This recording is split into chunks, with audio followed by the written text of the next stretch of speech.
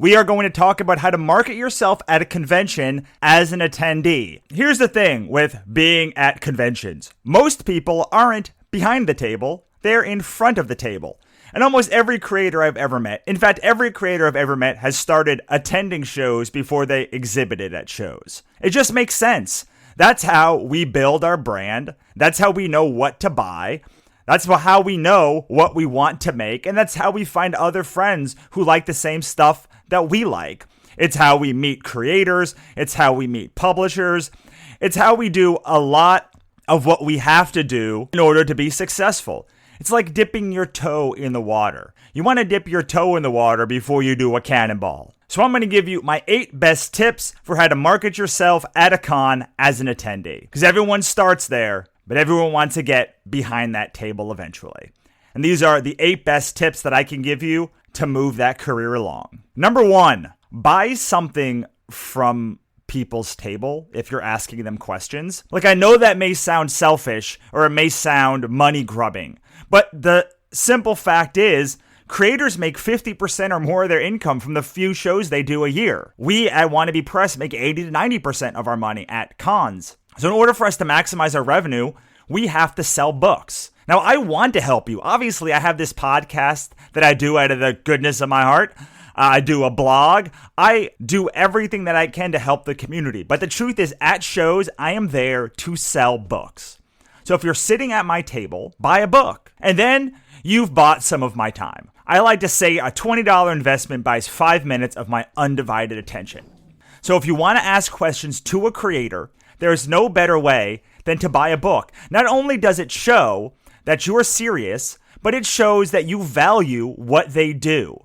If you're willing to buy $20 for one of their trades, then they're going to want to talk to you. You're going to be able to ask them questions. They're going to be invested in that conversation. When I used to attend cons as an attendee or as a professional, I made sure to bring $200 to buy books that I liked and to buy time from the people that I respected. I didn't go to the Oni booth or the DC booth. I went straight to the creators themselves, plunked down some money, and bought some of their time. I wanted to make sure I made a good impression on them. I wanted to make sure I was memorable. And you know what? It stuck because a lot of those people I'm still friends with to this day.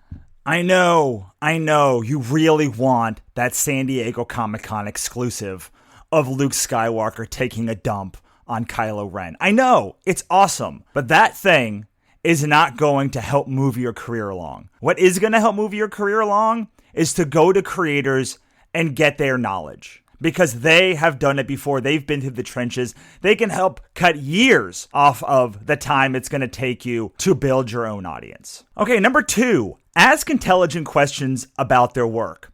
I know it's a silly thing, but creators bend over backwards for fans. If you've read our work, we love you automatically, especially if you like it. Even if you didn't like it, I still like you. But if you read my book and liked my book and can talk intelligently about it, I really, really, really like you. So before you go to someone's table, read their book, get something intelligent you can talk to them about, and then go up to them. And instead of just saying, I like your work, because everyone says they like your work, say, hey, I really liked when you did X. Can you talk about the reason behind that? Or was this a prelude or a prelude to this other thing that's going on further down the series? If you can ask a question like that, you are really going to stand out from the crowd. All right, number 3, have something to show us, but understand that we probably won't be able to look at it then and there. I love getting handouts and books from people. It's one of the great thrills of the convention for me. Honestly, it's one of the great thrills about me owning a publishing company is people give me free books, and I love books. So I want people to hand me books. I want to talk about those books, but just understand that we probably aren't going to be able to give it our full attention then and there. So make sure to have ways to contact you. Make sure you get our cards so you can contact us, but definitely have something to show, because if you have something to show, guess what? You're going to be so far ahead of everybody else that people are going to start taking you seriously. All right, number 4, if somebody asks you to get in touch with them after the con, then do it. I tell everybody that comes to my table that I really want them to email me after shows. I will actually read your emails and respond with thoughtful, insightful comments. Do you know how many people take me up on that offer? Almost nobody. Out of the thousands of people that I talked to this year, maybe I've gotten 10 people to actually email me. That is an abysmal amount of people. So if somebody tells you that they are willing to help you out, even if they're lying, take them up on it. If you get all of the emails and if you get all of the cards, then you email a bunch of people, let's say 50 people after a con, a couple of them will email you back. And then we'll have a couple of real connections that can help your career along. All right, number 5. If you have a project, you want to pitch somebody, make sure to have a budget and a business plan in place when you talk to them. Look, cons are great places to meet people you'll never meet any other time. These are people that can move your career along. Many people will try and find artists or writers at these cons to work on their project. And that's great.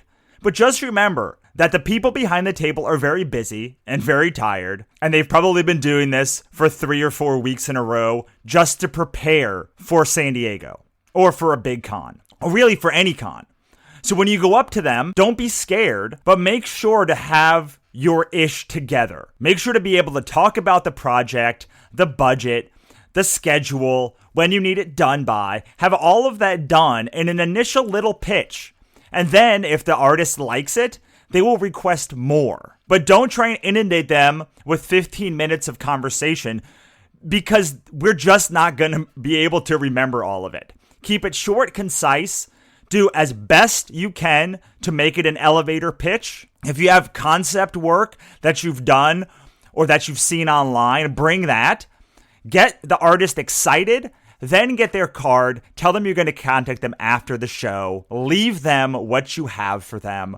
And then walk away. I can't tell you how much more respect someone will have if you do that than if you try to pitch them the entire story while they have brain farting, while they're super tired, while they probably are getting con crud. It's just not a good look to sit at a table trying to pitch somebody for 20 minutes. So make it short, make it concise, and then get out of there. All right, number 6. If you want to talk with a creator more, scope out the hip after hour spots.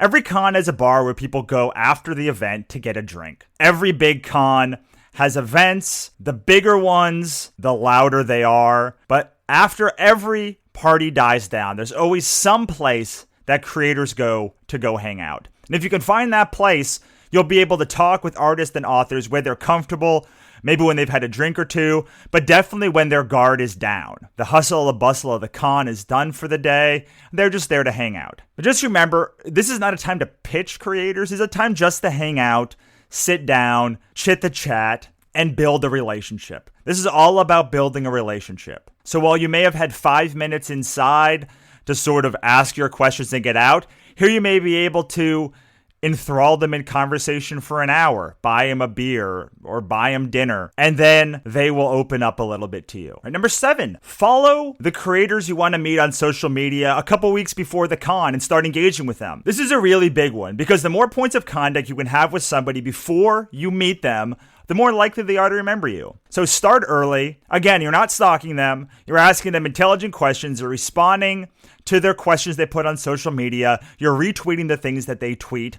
You're just, again, engaging in a conversation, just like the last point. You're not pitching them. You're just trying to build a relationship, and relationships take time. And finally, number 8, remember, the more times you see a person at different cons, the more serious we take you. You can see this in your own life. The more often somebody makes an appearance, and the longer they are doing a certain project, the more respect you have for them. If I see you at a con for a couple of years and then see you tabling your own stuff and I see you growing over time, guess what?